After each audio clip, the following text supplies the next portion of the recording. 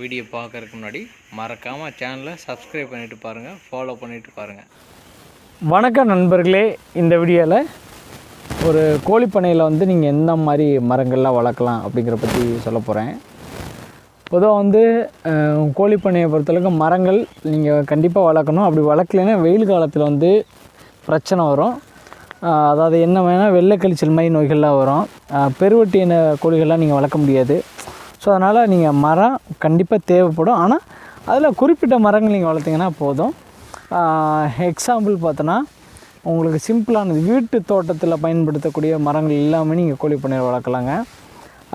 முள் மரங்கள் நீங்கள் வளர்க்க வேணாம். ஏன்னா முள் மரங்கள் வளர்க்கும் போது உங்களுக்கு ஹீட்டு தான் அதிகமாக இருக்கும் முள் செடிகளில். ஏன்னா அதெல்லாம் அவங்க வறட்சியை தாங்கக்கூடிய மரங்கள்.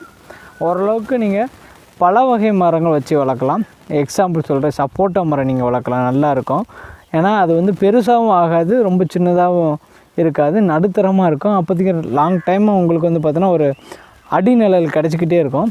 அப்புறம் தென்னை மரங்கள் நீங்கள் வளர்க்கலாமா என்னமான்னு பார்த்தீங்கன்னா வளர்க்கலாம். பட் ஆனால் தென்னை மரங்கள் நீங்கள் வளர்த்திங்கன்னா திடீர்னு மட்டையெல்லாம் விழுகும், தேங்காய் விழுகும், குஞ்சுகள் சின்ன ஏரியாக்கள் நீங்கள் வளர்த்திங்கன்னா உங்களுக்கு கொஞ்சம் கஷ்டமாக இருக்கும்.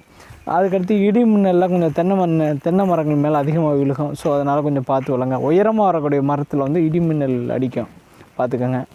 அப்புறம் வாழை மரங்கள் வளர்க்கலாம். வாழை மரங்கள் கம்மியாக வளர்க்கணும், ரொம்ப வளர்க்கக்கூடாது. ரொம்ப கம்மியான எண்ணிக்கையில் வளர்க்கணும், ரொம்ப டிஸ்டன்ஸ் வச்சு வளர்க்கணும். வாழை மரங்கள் அதிகமாக அடர்த்தி வளர்த்திங்கன்னா பாம்பு கண்டிப்பாக வரும். ஸோ அதனால் வாழை மரங்கள் வளர்க்குறவங்க பார்த்து வளங்க. அதே மாதிரி அடம்பா, சோத்துக்கத்தாழை இந்த மாதிரி வைக்கிறீங்கன்னா அடம்பா அதிகமாக வச்சிங்கன்னா உங்களுக்கு பாம்பு அடைஞ்சிக்கும், பார்த்துக்கோங்க. அப்புறம் கீழ் நிழல் இருக்கணும், மேல் நிழலும் இருக்கணும்.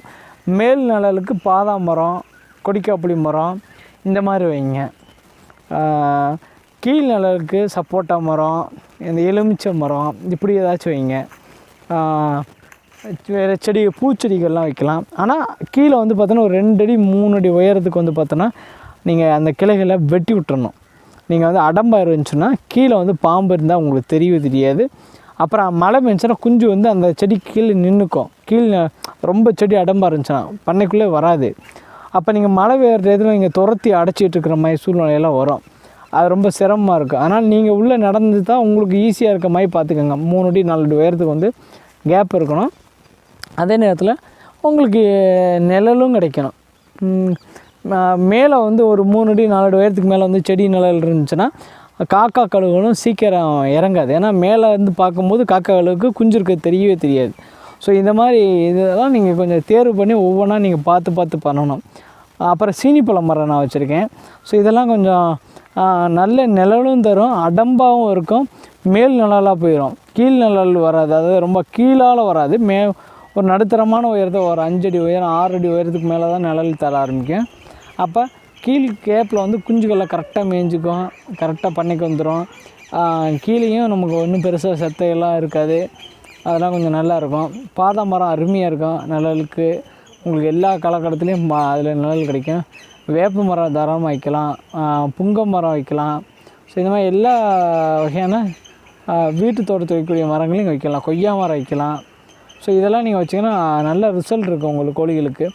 மரம் வைக்காமல் வளர்க்க முடியுமான்னுட்டு வளர்க்கலாம். பட்டு ரொம்ப சிரமமாக இருக்கும் வெயில் காலத்தில். நீங்கள் வளர்த்து பார்த்தீங்கன்னா தெரியும். ஏன்னா நீங்கள் கீழே தண்ணி விட்டிங்கன்னா கூட அந்த தண்ணி கொஞ்ச நேரத்தில் காஞ்சி வறண்டு போய் அப்படியே கோழிகளுக்கெல்லாம் நாக்கு வறட்சி ஏற்பட்டுரும்.